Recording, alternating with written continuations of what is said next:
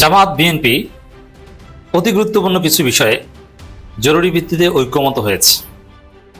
এক ঐতিহাসিক ঐক্যমত আমরা দেখতে পাচ্ছি। হ্যাঁ, এগুলো পজিটিভ, এগুলোকে আমরা অ্যাপ্রিসিয়েট করতে চাই এবং এনকারেজ করতে চাই এবং জনগণকে জানাতে চাই দেশে এক জরুরি পরিস্থিতি বিরাজ করছে। জরুরি পরিস্থিতিতে বা সংকটকালীন সময় যেরকম প্রধানমন্ত্রী সবাইকে নিয়ে বৈঠকে বসেন, এরকম বৈঠকও কিন্তু হয়েছে, জরুরি বৈঠক অনুষ্ঠিত হয়েছে। হাত করা পড়ায় দিছে এই ব্যাপারটা ভাই। আমার মনে হয় বাংলাদেশের যত দল আছে, রাজনৈতিক দল, জামাত বলেন, এনসিপি বলেন, যত দল সবাই খুশি হবে, কারণ তারেক রহমান সাহেব যেটা করতে পারবে এটা আমরা বিশ্বাস করতে পারতাছি না। হ্যাঁ ভাই, বিশ্বাস হইতেছিল না, মনে হইতেছিল উনি আরবিদের সঙ্গে সমঝোতা কইরা, আপোষ কইরা এই বাংলাদেশে আসছে। না, কোন সমঝোতা করে নাই, শুরু করে দিছে। আই হ্যাভ এ প্ল্যান বলছে না, ওই প্ল্যানের অংশ কিন্তু এটা। এখন আপনি বলতে পারেন ভাই আপনি এত খুশি হইতেছেন কেন? খুশি হইতেছি একটি কারণে, গত 54 বছরে তো এরকম ঘটনা দেখি নাই। অনেককেই জেলে যেতে দেখছি ভাই, অনেককেই জেলে যেতে দেখছি, কিন্তু আর্মিদের জেলে যেতে দেখছেন দেখি নাই। আর্মিদের কর্মকাণ্ড নিয়ে আছে তাজুল ইসলাম আইসা বলতো না, আন্তর্জাতিক বিচার ট্রাইব্যুনালের prosecutor, chief prosecutor Tajul Islam বলতো না, ওই যে জিয়াউদ্দিন নৌকাতে কইরা নিয়ে যায়, এখানে গান ঠাকায়া, হাত ঠাকায়া, গরম রক্তের স্বাদ নিত। এইসব সত্য তো তুইলা ধরছে, তাই না? তুইলা ধরার কারণেই কিন্তু ওইখান থেকে আউট হয়ে গেল। আমরা এটাই মনে করতেছিলাম, হায় হায় এখন কি আর বিচার হবে? এখন আমরা বিশ্বাস করি বিচার হবে। হ্যাঁ, বিচার হবে। সম্প্রতি গ্রেপ্তার হলো জেনারেল মাসুদ আহমেদ চৌধুরী। বলা হচ্ছে উনি 111-এর সময়কার কুশীলবদের একজন। বিশেষ করে আজকের প্রধানমন্ত্রী জনাব তারেক রহমান সাহেবকে ওই সময় গ্রেপ্তার করার ক্ষেত্রে যিনি অগ্রণী ভূমিকা পালন করেছিলেন তার একজন জেনারেল মাসুদ আহমেদ চৌধুরী। উনি গ্রেপ্তার করেছিলেন এবং এমন কথা আছে প্রধানমন্ত্রীকে তখনকার সময় যথেষ্ট টর্চার করা হয়েছে। এগুলো আমরা জেনেছি, দেখেছি বা দেখিনি, জেনেছি। কিন্তু প্রশ্ন হচ্ছে যে আজকে প্রধানমন্ত্রী উনি যখন তারপর তো বিদেশ চলে গেলেন, কিন্তু আজকে যেমন মাসুদ সাহেবকে গ্রেপ্তার করার পর তার বিরুদ্ধে 11টি অভিযোগ উত্থাপন করা হয়েছে। এর ভিতরে মানব পাচার অভিযোগটাও আছে, পাশাপাশি এটাও আছে যে মিন করা হচ্ছে, বোঝানোর চেষ্টা করা হচ্ছে, একটা ধারণা দেওয়া হচ্ছে জনাব তারেক রহমান সাহেব আজকে প্রধানমন্ত্রীকে গ্রেপ্তার এবং নির্যাতনের অন্যতম যিনি সহায়ক ছিলেন তিনি, এবং সে কারণে তাকে গ্রেপ্তার করা হতে পারে, এরকম একটা ধারণা দেয়া হচ্ছে। আমি আসছি সেদিকে। তো জামাতের কাছে যদি সার্বিক সহযোগিতা চায় দেশের এই পরিস্থিতি উত্তরণের ক্ষেত্রে, জামাত সহযোগিতা করতে প্রস্তুত। দর্শক, দুইটা বিষয় আলোচনা করব। একটা হচ্ছে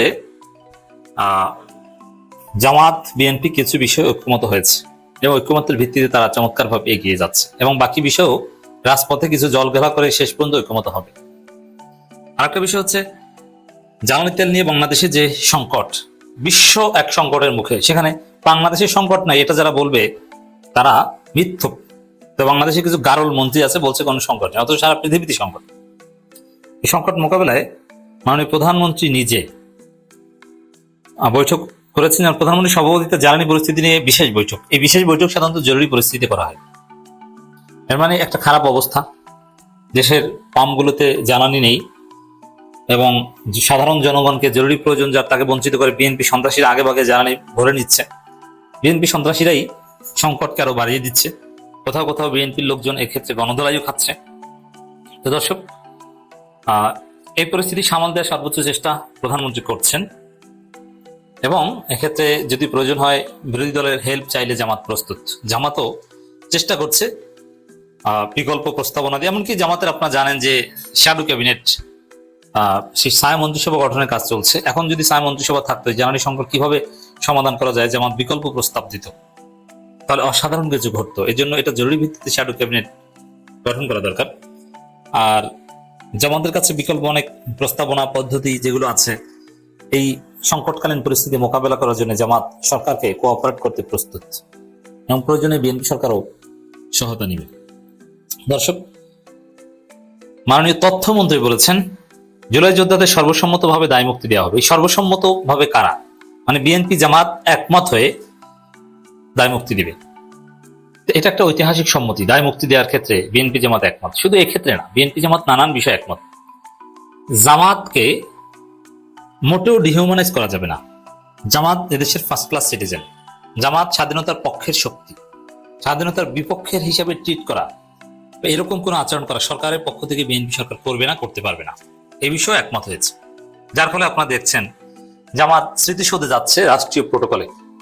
এ বিষয়ে সরকারের পক্ষ থেকে কোনো টু শব্দ করবে না, বরং জামাতি কালচার আর ওখানে এস্টাবলিশড হবে। হাত তুলে দোয়া করা হবে।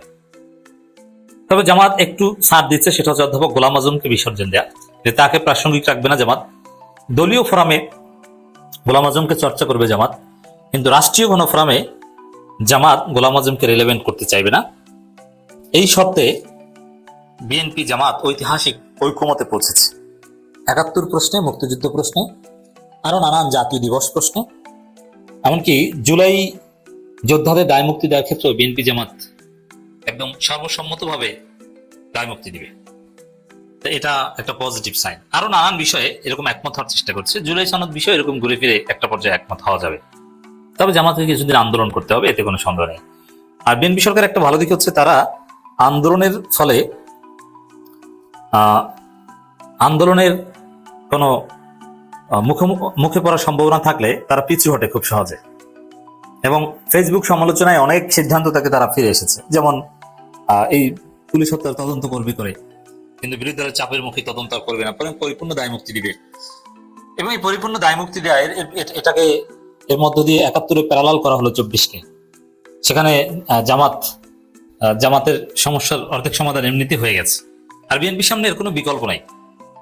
বিএনপির জন্য এটি সেফ, এই জন্যই তারা এটা করছে, ঐকমতের ভিত্তিতে এটা করছে।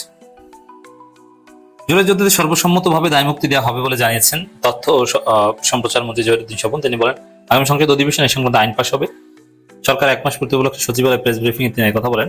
ত্রয়োদশ নির্বাচনে বিএনপিকে ভোট দিয়ে নির্বাচিত করায় যাদের কাছে কৃতজ্ঞতা জানিয়েছেন এবং সরকার কর্মকাণ্ডের বিস্তারিত তুলে দেন। সরকারের কর্মকাণ্ডের মধ্যে অনেক কিছু নিয়ে তীব্র সমালোচনা আছে, সেই সমালোচনা আমরা করব, এটা জারি থাকবে। যেমন এই যে ফ্যামিলি কার্ড, এটা একটা সমালোচনা, এটা রাষ্ট্রের জন্য একটা আত্মঘাতী সিদ্ধান্ত। খাল খনন কর্মসূচি, এটা একটা আত্মঘাতী সিদ্ধান্ত।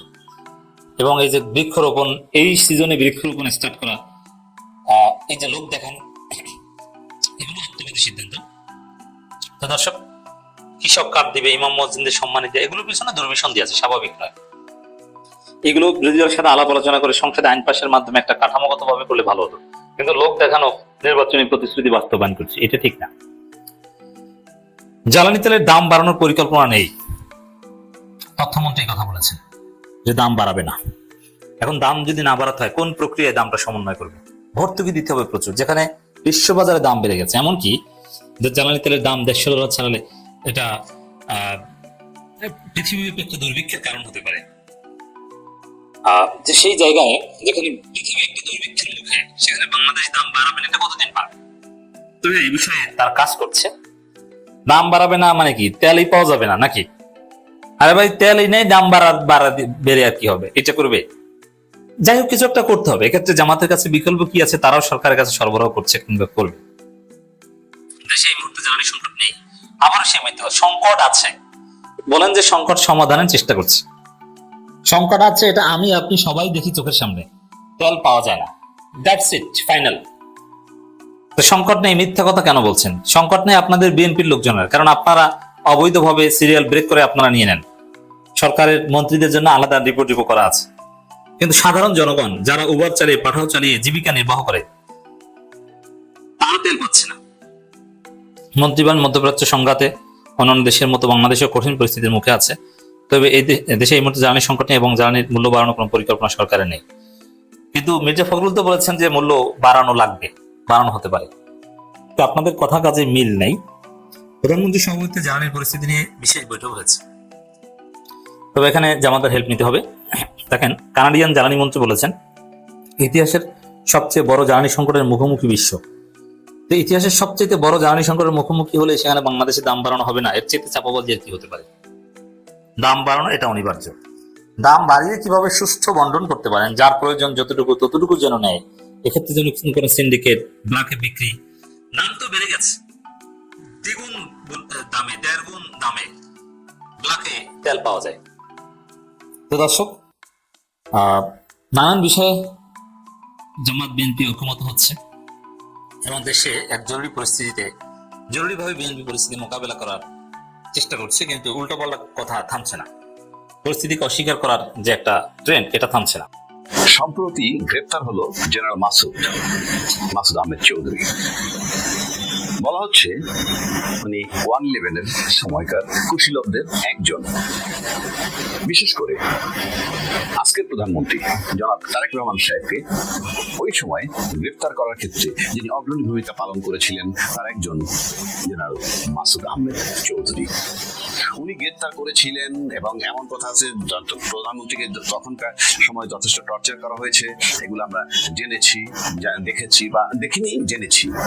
কিন্তু প্রশ্ন হচ্ছে যে আজকের প্রধানমন্ত্রী উনি যখন তারপর তো বিদেশ চলে গেলেন, কিন্তু আজকে জেনারেল মাসুদ সাহেবকে গ্রেফতার করার পর তার বিরুদ্ধে 11টি অভিযোগ উত্থাপন করা হয়েছে। এর ভিতরে মানব পাচার অভিযোগটাও আছে, পাশাপাশি এটাও আছে যে মিন করা হচ্ছে, বোঝানোর চেষ্টা করা হচ্ছে, একটা ধারণা দেওয়া হচ্ছে যে জনাব তারেক রহমান সাহেব আজকের প্রধানমন্ত্রীকে গ্রেফতার এবং নির্যাতনের অন্যতম যিনি সহায়ক ছিলেন তিনি, এবং সে কারণে তাকে গ্রেফতার করা হতে পারে এরকম একটা ধারণা দেওয়া হচ্ছে। যদিও অফিসিয়ালি তার বিরুদ্ধে অনেক দুর্নীতির অভিযোগ আছে এবং 5 দিনের রিমান্ডে উনি আছেন। এগুলো নিয়ে আমার কোনো প্রশ্ন নাই, একটা রাষ্ট্রযন্ত্র জানে কি করবে না করবে, গোয়েন্দা বিভাগ তাকে গ্রেফতার করছে, ডিবি অফিস। কিন্তু আমার প্রশ্ন অন্য জায়গায়, প্রশ্ন হচ্ছে আমাদের আজকের প্রধানমন্ত্রী তারেক রহমান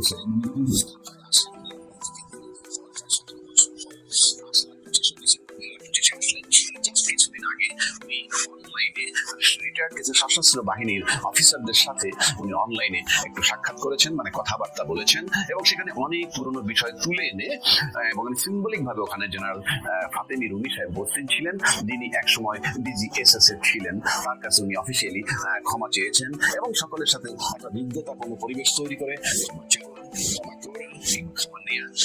সবকিছু ভুলে গিয়ে একটা স্বাভাবিক পরিবেশ পরিস্থিতি তৈরি করার বাসনা নিয়েই উনি অনলাইনে সেই প্রোগ্রামটা করেছিলেন এবং আমরা সেখানে যে রেসপন্সটা দেখেছি তাতে মনে হয় যে ভুল বোঝাবুঝির সকল অবসান সেখানে হয়ে গেছে।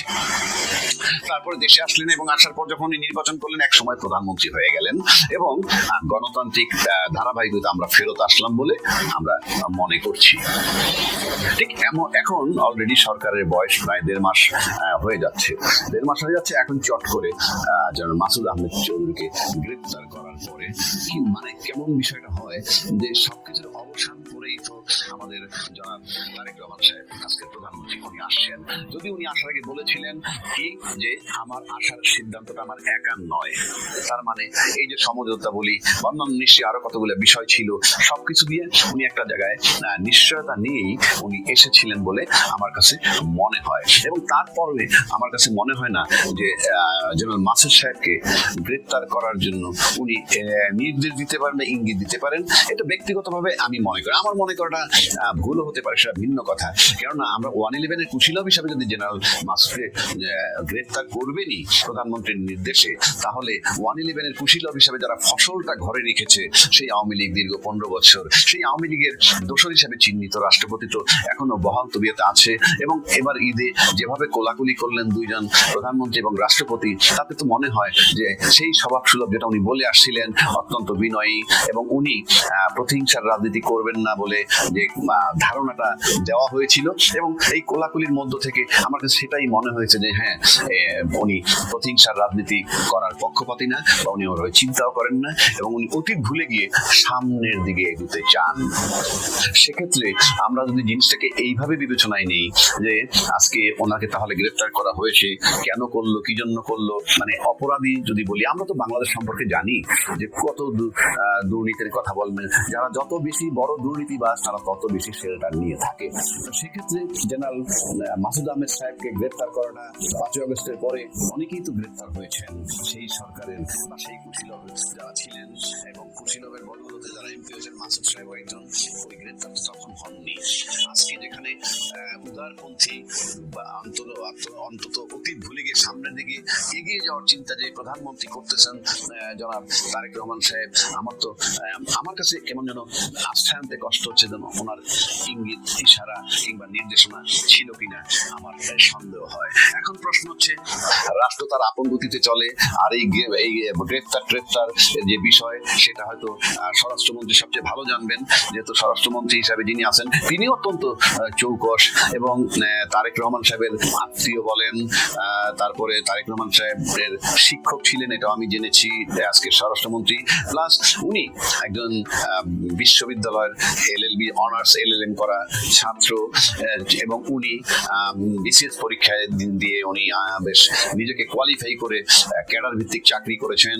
তারপরে উনি বেগম খালেদা জিয়া যখন প্রধানমন্ত্রী তখন তার এপিএস হয়েছেন, সময়ের ব্যবধানে উনি এমপি হয়েছেন, প্রতিমন্ত্রী হয়েছেন, বিএনপি স্ট্যান্ডিং কমিটির সদস্য হয়েছেন। সবকিছু যদি মিলাই উনি অত্যন্ত চৌকস, চিন্তাশীল, এবং উনি নিজস্ব যোগ্যতা বলে এখানে আসছেন। এবং এই বিবেচনা যদি আমি করি, নিশ্চয়ই উনি জানবেন এবং ওনার কাছে গ্রাউন্ড আছে তাকে গ্রেপ্তার করার, এবং জেনারেল মাসুদ সাহেবের মতো একজন লোককে গ্রেপ্তার হয়তো স্বরাষ্ট্রমন্ত্রীর নলেজে থাকার কথা। সবকিছু মিলে তার গ্রেপ্তার হয়তো স্বরাষ্ট্রমন্ত্রীর কাছে কিংবা সরকারের কাছে যৌক্তিক মনে হয়েছে। আমার তারে নিয়ে অন্য কোনো আলোচনা নাই যে উনি গ্রেপ্তার কেন, দুর্নীতি করেছেন কি। কিন্তু বিষয়টা হচ্ছে যেখানে সমস্ত কিছুর অবসান ঘটিয়ে আমাদের আজকের প্রধানমন্ত্রী দেশে এসেছেন এবং প্রধানমন্ত্রী হয়েছেন, এবং তারই পরিপ্রেক্ষিতে কুশীলবের ফসল নেওয়া রাষ্ট্রপতি যখন এখনো বহাল তবিয়তে আছেন, সেখানে প্রধানমন্ত্রী অত্যন্ত বিনয়ের সাথে সবার সাথে সুসম্পর্ক রাখতেছেন, সেক্ষেত্রে এর গ্রেপ্তারটা নিয়ে কি মানে আমি চাই এটা, যেহেতু আমরা একটা গণতন্ত্রের ধারায় যাচ্ছি, আমার কাছে মনে হয় যে কোনো ভুল বোঝাবুঝির যাতে সৃষ্টি না হয় এবং প্রধানমন্ত্রীর সাথে যাতে কোনো আস্থার সংকট তৈরি না হয়, সেই বিষয়টার দিকে আমরা খেয়াল রাখতে চাই, কিংবা সরকারকে বোঝাতে চাই যে এমনভাবে আপনার কর্মকাণ্ড করবেন। আমরা যেহেতু একটা নির্বাচিত সরকার পেয়েছি, সুতরাং এখানে কোনো আস্থার সংকট যাতে তৈরি না হয়। কিন্তু আমি প্রধানমন্ত্রী আসার আগে যেভাবে বক্তব্য রেখে এসেছেন, আসার পরে ওনার যে রাজনীতির স্টাইল ধরন আমি দেখছি যে উনি প্রতিহিংসা করেন না, উনি সামনে দিকে এগোতে চান, অতীতকে ভুলে যেতে চান। ভোলা সঠিক না ব্যাঠিক সে আলোচনা আমি যাচ্ছি না, কিন্তু যদি ওটা করতে চান তাহলে আমার কাছে মনে হয় যে আমাদেরকে চিন্তা করতে হবে যে আস্থার কোনো সংকট যাতে তৈরি না হয়। কারণ বাংলাদেশের রাজনীতিতে প্রজাতন্ত্রের যারা কর্মকর্তা কর্মচারী বা আমলাতন্ত্র যেটা বলি, সেটা কিন্তু একটা বিশাল রোল প্লে করে। আর আমাদের রাজনীতিবিদরা যখনই কোনো ভুল বোঝাবুঝির অবসান হয়, কিংবা বিরোধী দলের সাথে মতবিরোধ হয়, কিংবা রাস্তাঘাটে যখন আন্দোলন হয় সরকার বিরোধী বা সরকারের বিরুদ্ধে যখন লেখালেখি হয়, তখন কিন্তু সরকার সবসময় গোয়েন্দাদের রিপোর্টের উপরে ভিত্তি করে সিদ্ধান্ত নেন। অথচ গোয়েন্দা যারা আছেন তারা কিন্তু প্রজাতন্ত্রের অধীনস্থ কর্মকর্তা বা কর্মচারী। আর ভুল বোঝাবুঝি তৈরি হয় আন্দোলন থেকে, বিরোধী দলের মত থেকে। সেক্ষেত্রে আমরা শুধু দেখছি যে গোয়েন্দাদের রিপোর্টের ভিত্তিতে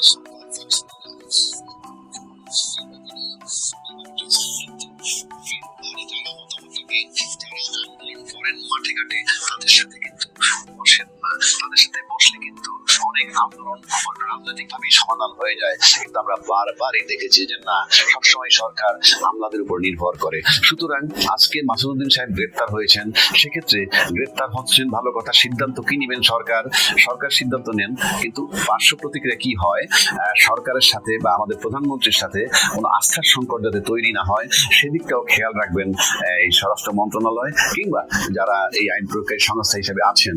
কারণ আমরা চাই সামনের দিকে এগিয়ে যেতে, সেখানে যত ভুল বোঝাবুঝির অবসান না হয়, আবার কোনো আস্থার সংকট তৈরি না হয়। মতো হাত করা পড়ায় দিছে এই ব্যাপারটা ভাই, আমার মনে হয় বাংলাদেশের যত দল আছে, রাজনৈতিক দল, জামাত বলেন, এনসিপি বলেন, যত দল, সবাই খুশি হবে। কারণ তারেক রহমান সাহেব যেটা করতে পারবে এটা আমরা বিশ্বাস করতে পারতেছি না। হ্যাঁ ভাই, বিশ্বাস হইতেছিল না, মনে হইতেছিল উনি আর্মিদের সঙ্গে সমঝোতা কইরা, আপোষ কইরা এই বাংলাদেশে আসছে। না, কোন সমঝোতা করে নাই, শুরু করে দিছে। আই হ্যাভ এ প্ল্যান বলছে না, ওই প্ল্যানের অংশ কিন্তু এটা। এখন আপনি বলতে পারেন ভাই আপনি এত খুশি হইতেছেন কেন? খুশি হইতেছি একটি কারণে, গত 54 বছরে তো এরকম ঘটনা দেখি নাই। অনেককেই জেলে যেতে দেখছি ভাই, অনেককেই জেলে যেতে দেখছি, কিন্তু আর্মিদের জেলে যেতে দেখছেন দেখি নাই। আর্মিদের কর্মকাণ্ড নিয়ে যে তাজুল ইসলাম আইসা বলতো না, আন্তর্জাতিক বিচার ট্রাইব্যুনালের prosecutor, chief prosecutor Tajul Islam বলতো না, ওই যে জিয়াউদ্দিন নৌকাতে কইরা নিয়ে যায়, এখানে গান ঠাকায়া, হাত ঠাকায়া, গরম রক্তের স্বাদ নিত। এইসব সত্য তো তুইলা ধরছে, তাই না? তুইলা ধরার কারণে কিন্তু ওইখান থেকে আউট হয়ে গেল। আমরা এটাই মনে করতেছিলাম, হায় এখন কি আর বিচার হবে? এখন আমরা বিশ্বাস করি বিচার হবে। হ্যাঁ, বিচার হবে। এই মাসুদকে যখন ধৈরা ফেলাইছে, হ্যাঁ, মাসুদরা কোনোদিন ভালো হইতে পারলো না। এই মাসুদ উদ্দিনকে যখন ধৈরা ফেলাইছে, তখন কিন্তু আর অবিশ্বাস করার কোনো সুযোগ নাই। এই মুহূর্তে আছে ডিবি অফিসে, আজকে এই আদালতে নেওয়ার কথা। আদালত থেকে নিশ্চয়ই রিমাইন্ডে আসবে, আর রিমাইন্ডে আসার পর তার সাথে কি আচরণ করা উচিত এটা আপনারা মনে মনে ভাইবা নেন কি আচরণটা করা হবে।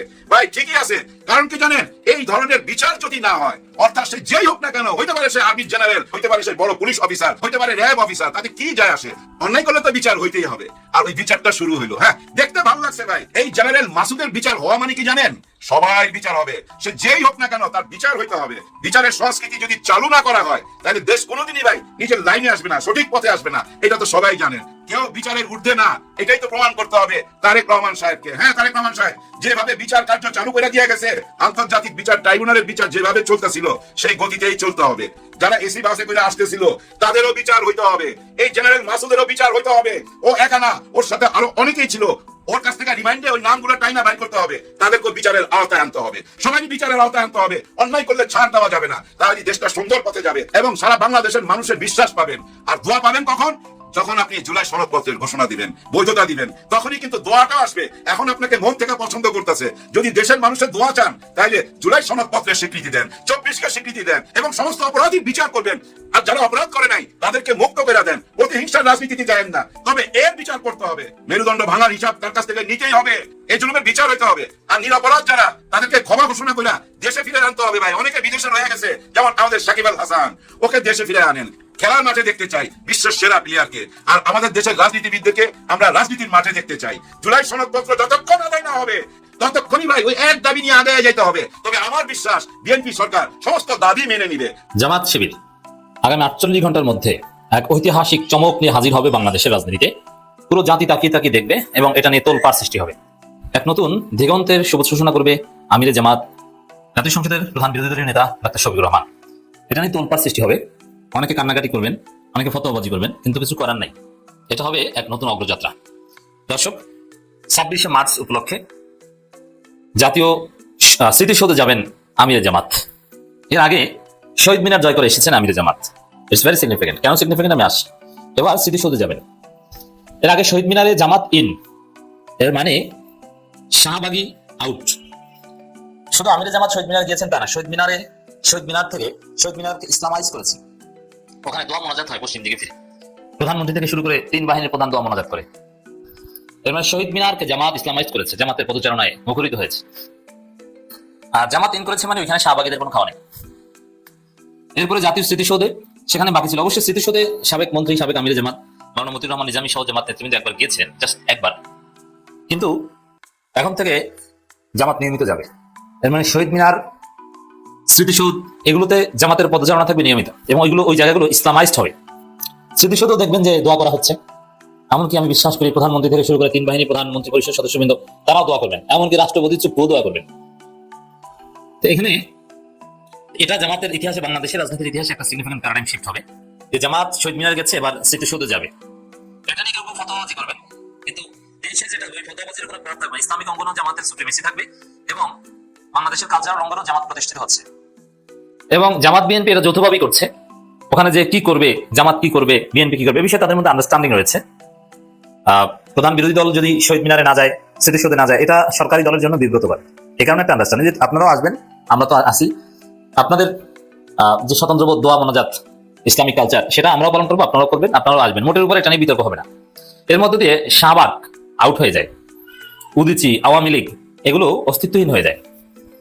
তো বাংলাদেশের স্মৃতিসৌধ, শহীদ মিনার এগুলো এখন জামাতি। যখন আমিরে জামাত স্মৃতিসৌধে যাবেন, পুরো জাতি তাকিয়ে দেখবে। এটা নিয়ে সেই ফুটেজগুলো সোশ্যাল মিডিয়া ভাইরাল হবে, স্ক্রিনশটগুলো ভাইরাল হবে এবং সাংবাদিকদের প্রশ্ন ছুড়ে দিয়ে বিব্রত করার চেষ্টা করবেন, কিন্তু কোনো লাভ হবে না। তো দর্শক, সবচেয়ে বড় বিষয় যে বাংলাদেশের কালচারাল গ্রাউন্ড থেকে শাহবাগ আউট হয়ে যাচ্ছে, শাহবাগীদের কোনো খাওয়া নেই। এটা বিএনপি জামাত যৌথভাবেই করছে। নিজের লোক যে বেইমান হয়, এর বড় কথা হলো মাসুদউদ্দিন, মঈনুদ্দিনকে 13 জনকে ডিঙ্গারে আইনা খালেদা ম্যাডাম তখন সেনা প্রধান বানাইছে, তার প্রতিদান শিক্ষা দিয়ে গেছে। অনেকেই বলে যে এটা ওদের একটা প্ল্যান ছিল, -2, আসলে তো -2 ছিল না, আসলে ছিল -1 বা -2 শুরু করছিল, পরে এটা -1 হয়ে গেছে, মানে বিএনপিকে মাইনাস করা হয়েছে। সেই মাসুদউদ্দিন অ্যারেস্ট হয়েছে, খবর সবাই জানেন, ওনার সম্পর্কে নতুন করে কিছু বলার নাই, উনি তো রয়ে গেছেন দেশে। সেই মঈনুদ্দিন ফখরুদ্দিন কিন্তু ভাইগা গেছে, এখনো বিদেশে আছে, দুই আমেরিকার কানাডাতে আছে। মাসুদউদ্দিন বহাল তবিয়তে ছিলেন, শেখ হাসিনা তাকে অস্ট্রেলিয়ার হাই কমিশনার বানিয়েছিল, দীর্ঘ 6 বছর সেখানে ছিলেন। তারপরে দেশে আসছেন, দেশে এসে ব্যবসা করতেছেন বহাল তবিয়তে। এত ঝড় তুফান গেল, ইউনুস সরকার গেল, কেউ তার টিকিট আরও ধরতে পারলো না। তাহলে মামলা কিন্তু ছিল অনেক, এবং অনেকদিন থেকে মামলাগুলো আছে। দুদকের মামলা আছে, অর্থ পাচারের মামলা আছে, মানব পাচারের মামলা আছে, ফেরিতে মামলা আছে, কুমিল্লায় মামলা আছে, দুদকের মামলা আছে, কিন্তু অ্যারেস্ট করে নাই। এখন প্রশ্ন আসতেছে সবার কাছে যে তাহলে কি তারেক রহমান তার রিভেঞ্জ দিচ্ছে? হ্যাঁ, আমার মনে হয় না। আমার মনে হয় না। এই জন্য যদি রিভেঞ্জ নিত তাহলে সে প্রথম দিনই নিত। এখন অ্যারেস্ট হওয়ার পর ডিবি প্রধান পরিষ্কারভাবে বলছেন, তাকে যখন সাংবাদিকরা প্রশ্ন করছেন যে ওনার তো 111 অনেক কুকর্ম আছে, সেগুলো বিচার হবে না, ডিবি প্রধান তখন বলছে কেউ যদি মামলা করে, কেউ যদি বিচার দেয়, অবশ্যই আমরা খতিয়ে দেখবো। তাহলে এই তো মামলা দিবে না? দেবে, দেবে। বিএনপির কেউ না কেউ মাসুদুদ্দিন সম্পর্কে মামলা দিবে, তারেক রহমান না দিলেও তাকে কেউ ক্ষমা করবে না। তারেক রহমান তো হিংসা রাজনীতি করবে না, এটা বোঝা যায়। তাহলে উনি আইসই করতে হয়েছে, তাই না? উনি ক্ষমতা হিসেবে 1 মাস, এতদিন পরে কেন? হ্যাঁ, এখন অনেকেই বলতেছে যে যেভাবে তাকে অ্যারেস্ট করা হয়েছে তার জিওএইচএস এর বাড়ি থেকে, সেটা তারেক রহমান সাহেবের হুকুম ছাড়া সম্ভব না। সেটা হইতে পারে। তারেক রহমান সাহেব তো জিজ্ঞাসা করছে, স্যার ওনার নামে এতগুলো মামলা আছে, ওনারা কি আমরা অ্যারেস্ট করতে পারি? বলছে ভাই তোমাদের আইনের মধ্যে চলো। কিন্তু তারেক রহমান কিন্তু বলে নাই যে হ্যাঁ ওরে ধরো, ও আমার অত্যাচার করছিল, ওরে ধরো। বলে নাই, বলতেও হবে না। কিন্তু এটা বলার জন্য অনেক শুভাকাঙ্ক্ষী আছে তারেক রহমানের পিছনে, যারা চায় এই অত্যাচারের বিচার হোক। কারণ ভাই আপনি যে দলই করেন, তারেক রহমান যদি কোনো অন্যায় তখন করে থাকে, সে যদি কোনো রকম অপকর্ম করে থাকে, দুর্নীতি করে থাকে, বিচার হবে। তাকে এইভাবে নিয়ে আপনার অমানসিক অত্যাচার করতে পারেন না। এটা কোনো সভ্য সমাজে হয় না।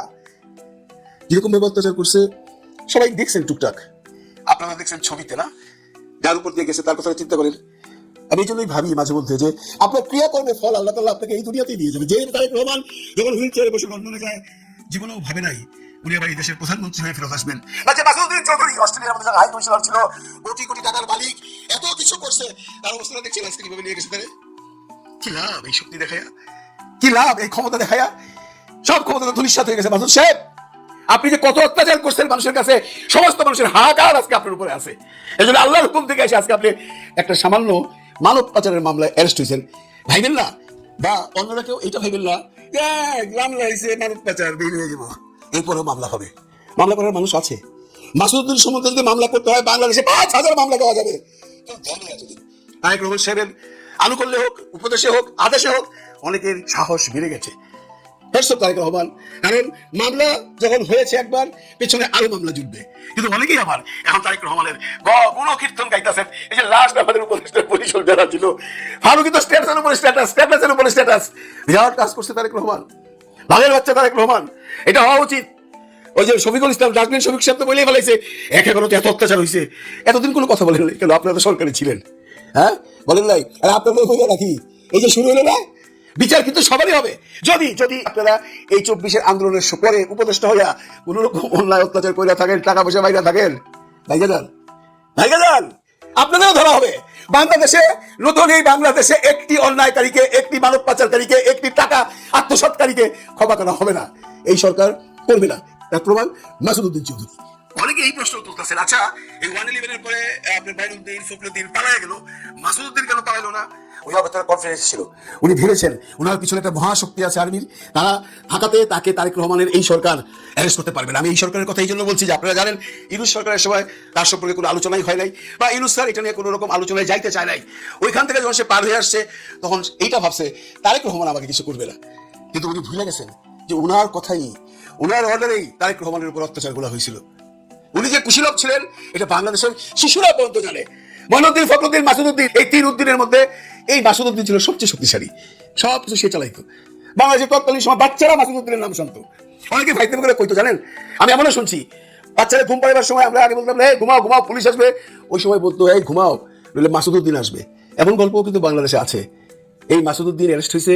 আপনারা যারা খুশি হয়েছেন, এই গত সরকারের আমলে যারা উপদেষ্টা ছিলেন, যারা বড় বড় স্ট্যাটাস দিয়া বিএনপির কাছে আসতে চাচ্ছেন, এগুলো যদি আপনি করে থাকেন, সেটা আসিফ নজরুল হোক, এই শফিকুল ইসলাম হোক, বা মুস্তাফা সারওয়ার ফারুকী হোক, আপনাদেরকে ছাড় দেওয়া হবে না, ছাড় দেবে না, ছাড় দেওয়া উচিত নয়। আর যদি কোনো কিছু করে না থাকেন, ওয়েলকাম, মাথায় তুলে রাখবে। আপনাদের সম্পর্কে ইলিগেশন আসতেছে, নিশ্চয়ই তার পরীক্ষা নিরীক্ষা হবে, তারপর আপনাদের উপরে হাত দেওয়া হবে যদি কিছু করে থাকেন। কাজেই এত লাফায়েন না, অন্যের দুঃখ দেখে এত লাফায়েন না, কারণ ওই দুঃখ রাত পহলে আপনার বাড়িতেও আসতে পারে, আর রাত্রে পহলে না, গভীর রাত্রে আসতে পারে। মাসুদুদ্দিনকে দেখলেন না, পরশু রাত্রেবেলায় গভীর রাতে অ্যারেস্ট করছে। মানুষ যখন ঈদের আনন্দ উপভোগ করতেছে, ঈদের প্রায় শেষের দিকে আনন্দ